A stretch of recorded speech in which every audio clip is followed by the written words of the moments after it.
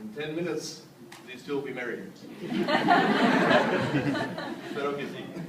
Esperamos que en 10 minutos estarán casados. But we're here to welcome everyone to the wedding of Ryan and Martine. Estamos aquí para la boda de Ryan y Martine. And they appreciate your support on their big day. Agradecen mucho su apoyo. But you know, among the grains of the sea, among the snowflakes that fall, there's no two that are exactly alike. No hay dos copos de nieve ni dos granos de arena que son exactamente iguales. Y esos dos tampoco. Tienen muchas diferencias. Son de distintos países, distintas culturas. They're from different cultures and countries. But they don't. But they still have something that bonds them together, and that's love.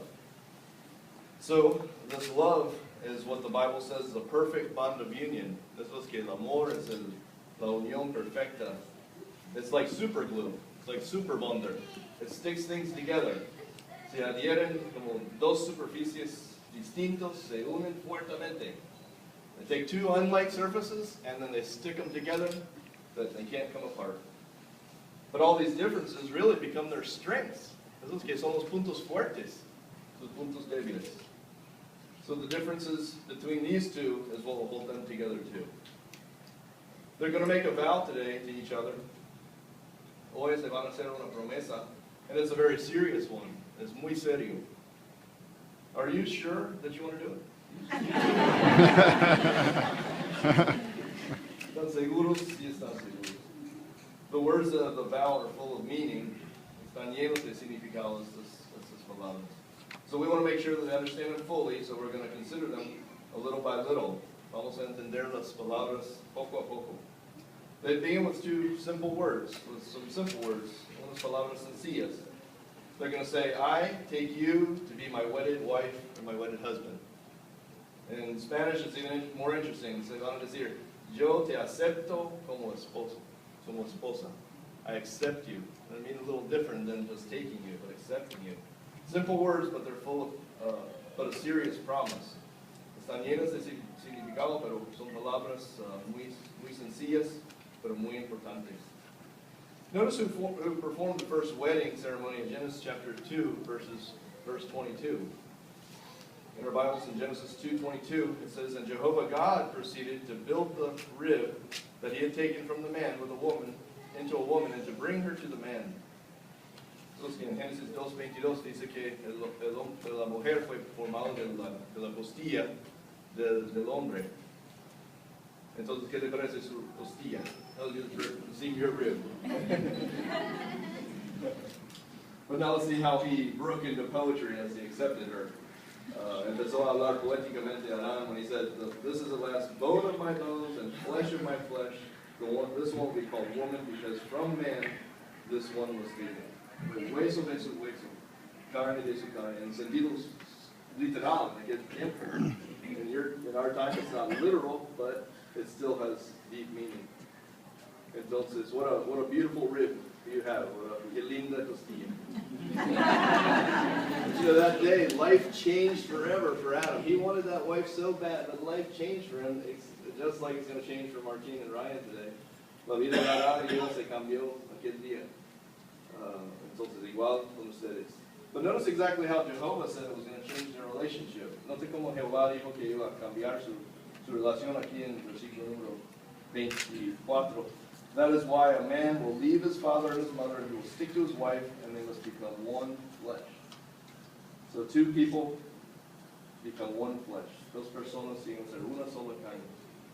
So that way, when we accept our wives, when you accept your wife, when you accept your husband, it pleases Jehovah. Se agrada mucho a Jehová con esos cambios. But what makes it even happier is this next part of the vow, when it says that you will love and to cherish you will love and to cherish. Lo que hace Jehová más feliz es cumplirse con esta próxima parte del voto, que se acepten para amarse y cuidarse. Like we said, love is the perfect super glue. Es como el perfecto pegamento. And you two have the best glue in the world. Tienen el mejor pegamento del mundo. In Jesus Christ, when you were baptized, you accepted Him. Este pegamento es Jesucristo. And Jesus himself, he said in John 15:13, no one has greater love than this, that someone should surrender his soul in behalf of his friends. Nadie tiene mayor amor que este, que alguien entregue su alma a favor de sus amigos. He loved us so much that he died for us. Nos amó tanto que murió por nosotros. So ask yourself, Martin, would you die for Ryan? ¿Sí? Martin, sí. ¿Y por Ryan? Qué bueno. ¿Y Ryan, would you die for Martin? Claro que sí, también. But no one wants to die. No, nadie quiere morir. We hope that you'll never have to do that either. Se espera que nunca tendrá que hacerlo. But in this time that we're alive, there are things that you want to do that's not dying for each other. Eso es que no tienen que morir por el otro, pero hay cosas que tenemos que hacer. And love is what's going to motivate you to do it. El amor nos motiva. It might mean eating or not eating certain foods. Puede ser comer o no comer ciertas cosas. It might be organizing things better. Puede ser organizarse mejor. ¿Quién sabe? It might be talking over things before making a decision.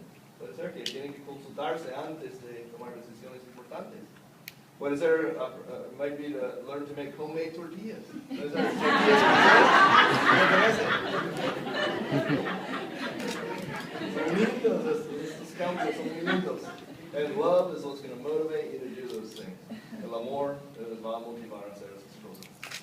But in the next part of the vow, we talked about what this is based on. Que se basa esta promesa in accordance with the divine law as set forth in the Holy Scriptures for Christian husbands and wives.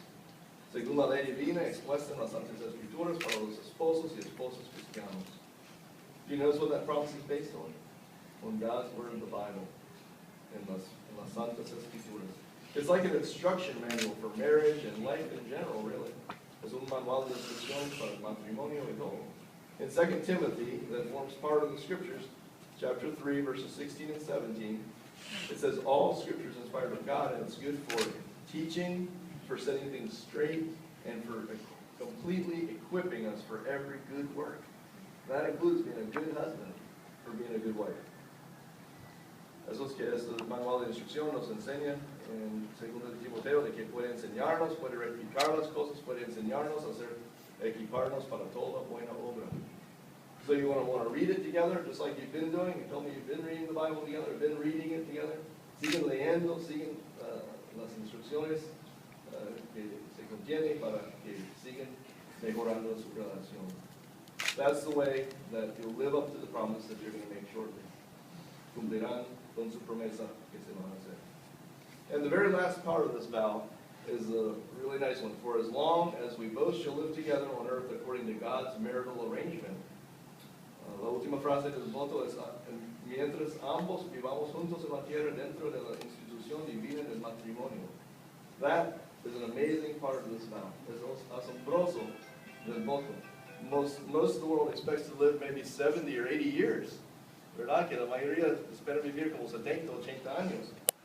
But you two have learned in the Bible that you can live forever. Que pueden vivir para siempre. Like in John 17:3 and Revelation 21:4. In Juan 17:3 and Revelation 21:4. And John 11:26 even adds a question. Do you believe this? In Juan 11:26 dice, ¿crees tú esto? Well, do you believe this? ¿Lo creen? Claro que sí. And so when you're taking this vow, you're not just making it for 70 or 80 more years. It's for all of eternity. Es para toda la eternidad, para siempre. As long as you both live together forever on earth. Mientras que ambos viven juntos en la tierra. So, you are two very brave people. That's a lot of love. It's mucho amor. So now do you understand the words of this vow? ¿Entienden claramente las palabras de este voto? Qué bueno.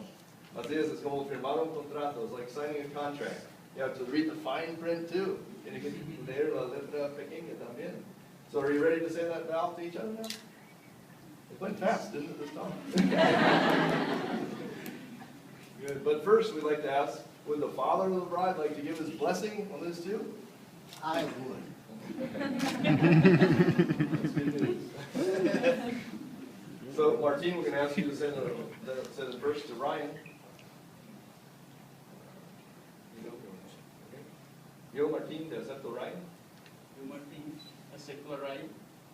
como esposa para amarte y cuidarte, como esposa para amarte y cuidarte, según la ley divina expuestas en las Santas Escrituras, según la ley divina expuestas en las Santas Escrituras, para los esposos cristianos. para los esposos cristianos, Mientras ambos vivamos juntos en la tierra, mientras ambos vivamos juntos en la tierra, dentro de la institución divina y del matrimonio. dentro de la institución divina del matrimonio. Hizo bien, ¿no? And now Ryan will do. I, Ryan, take you, Martine, I, Ryan, take you, Martine, to be my wedded husband, to be my wedded husband, to love and to cherish to love and to cherish and deeply respect, and deeply respect, in accordance with the divine law in accordance with the divine law, as set forth in the Holy Scriptures for Christian wives, as set forth in the Holy Scriptures for Christian wives, for as long as we both shall live together on earth, for as long as we both shall live together on earth, according to God's marital arrangement. according to God's marital arrangement. Nicely done. So are there rings now?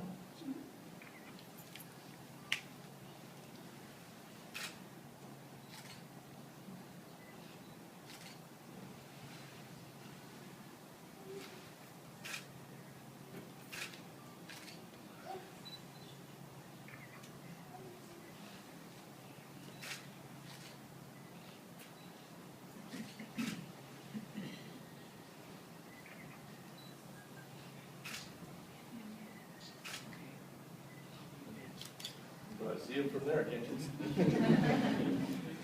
So in the sight of God in the state of Tennessee, you are now husband and wife. Would you like to kiss your wife and like to kiss your husband? Besos.